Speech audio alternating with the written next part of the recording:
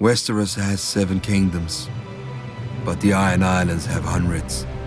Every ship on the waves is a kingdom, and every captain on his deck is a king. The mainlanders will bow to a man whose only claim is dropping out of the right cunt. But the Ironborn spend their lives at sea. We know that if a captain is weak, his men drown. If he's foolish, his men drown. But if he's strong, his men carve their names into the world with blood, steel, and song. Any man with a ship may claim the Salt Throne, but the rest of the Ironborn have to give it to him in the Kingsmoot. Our priest claimed the first king of the Iron Islands was the Grey King, who ruled over the sea itself in the dawn of days. He took a mermaid to wife and stole fire from the storm god, and carved the first ship from a demon tree that fed on human flesh. When he died, his 100 sons slaughtered each other until only 16 remained.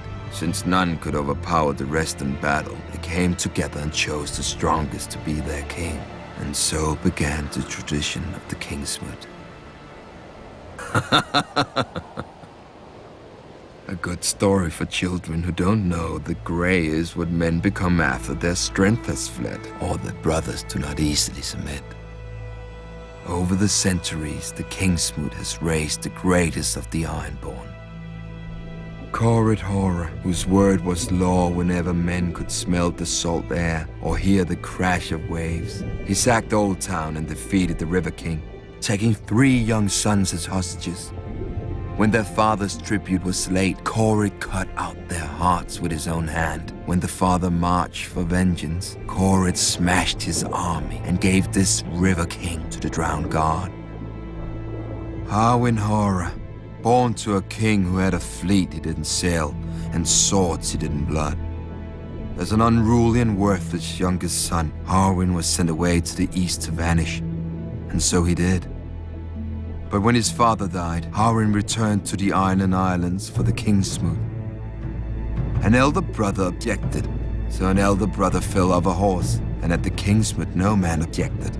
Harwin launched his father's ships for Westeros and took 10 times the Iron Islands from its weak lords, who never expected to face an Ironborn king as skilled on land as at sea. For Harwin had reaved with Eastern pirates and served with Eastern sellswords and learned more of war than the Ironborn could imagine.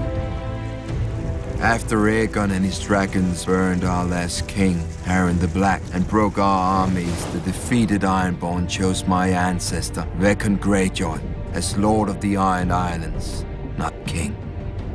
For centuries after, the Kingsmoot was a joke that the Ironborn didn't get. When a Lord Greyjoy died, the captains would meet and choose his eldest son to succeed him.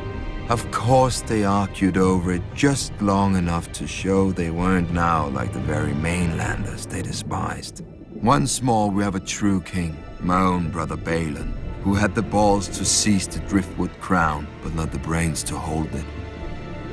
He is the first king the Iron Islands have had in centuries, and the fool would be the last.